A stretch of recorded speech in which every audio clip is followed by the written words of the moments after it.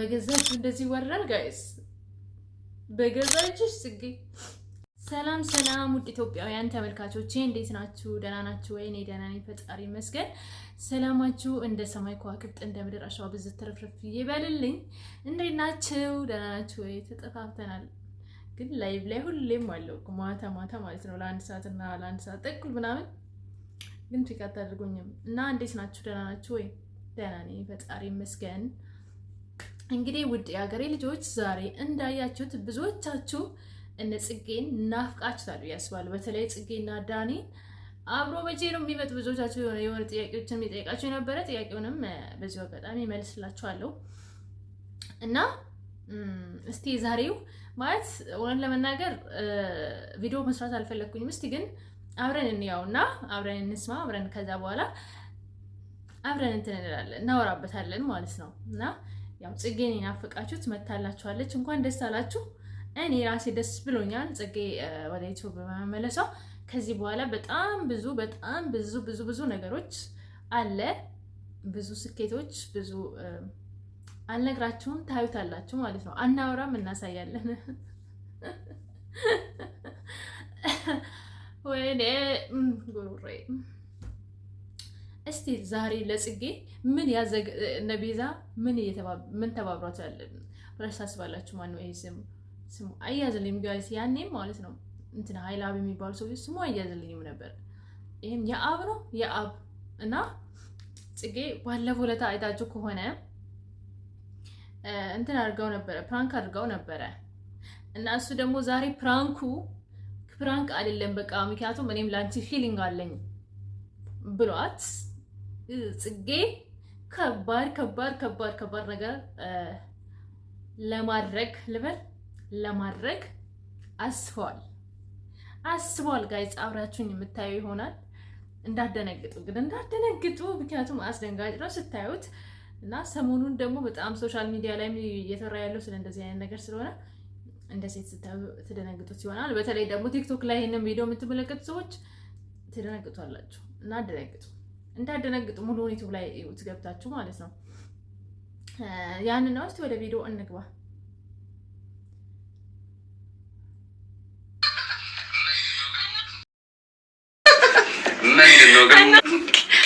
አይ ሐሳቡ ይሄ ነው ከዛ በኋላ እኛ የበኩላችንን ተወተን እንሄዳለን ከዛ በኋላ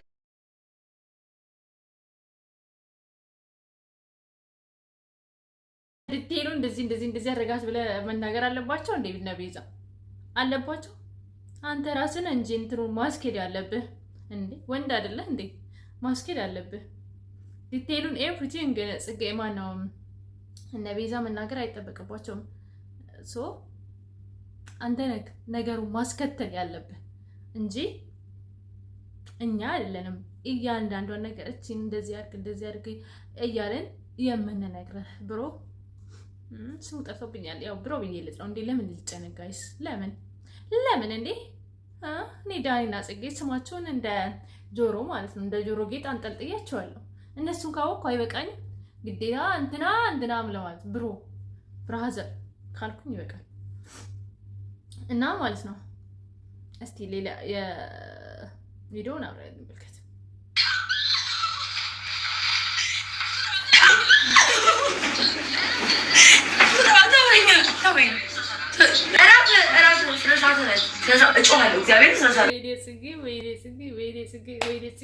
ሰው በገዛችሁ እንደዚህ ወራል ጋይስ በገዛችሁ ጽጌ ነካክተሽ እኮ ነው ይሄ ነገር የመጣው አንቺ ባትነካኪው ባትጀምሪ ኖሮ እንደዚህ አይነት ነገር አይደርስብሽም ነበር የኔ ፍቅር የኔ ማር ወለላ የኔ ቆንጆ ግን አይዞሽ ቀጣይ ደግሞ ምን አይነት ነገር እንደምትመጪ አስባለሁ ምን አይነት ነገር ምክንያቱም ላንቺ አንነግርሽም መቼም እዚህ ላይ በጣም ጎበዝ ነሽ እና አስገራሚ ነገር አንቺን ብድርሽን እንደምትመልሺ ተስፋ እናደርጋለን ግን ማለት ነው ጋይስ ዛሬ ማለት የምፈልገው ነገር ማለት ነው መቼ ነው ጽጌና ዳኒ ተመልሳችሁ የምትመጡት እንዴ? መቼ ነው አብራችሁ የምናያቸው እንዴ? ናፍቃችሁናል።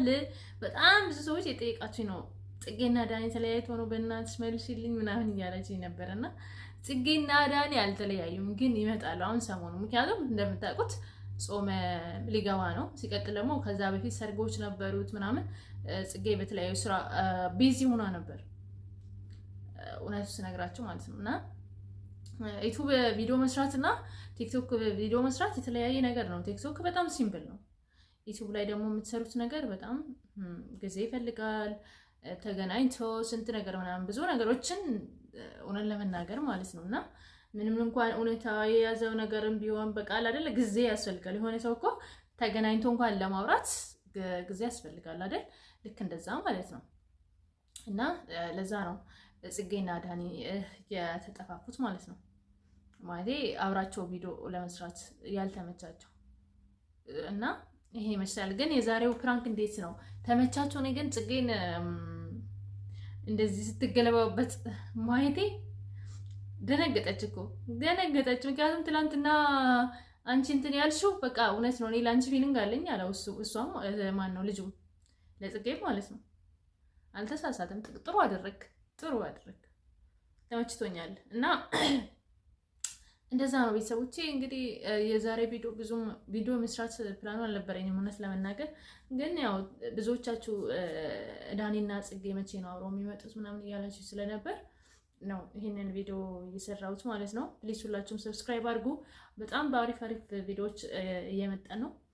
ዳኒና ጽጌም ሊመለሱላችሁ ነው። በዚህ አጋጣሚ ይመጣሉ ማለት ነው። ይመጣሉ፣ አብረን ፈታ እንላለን እና ያለን ምናምን ነገር ወይኔ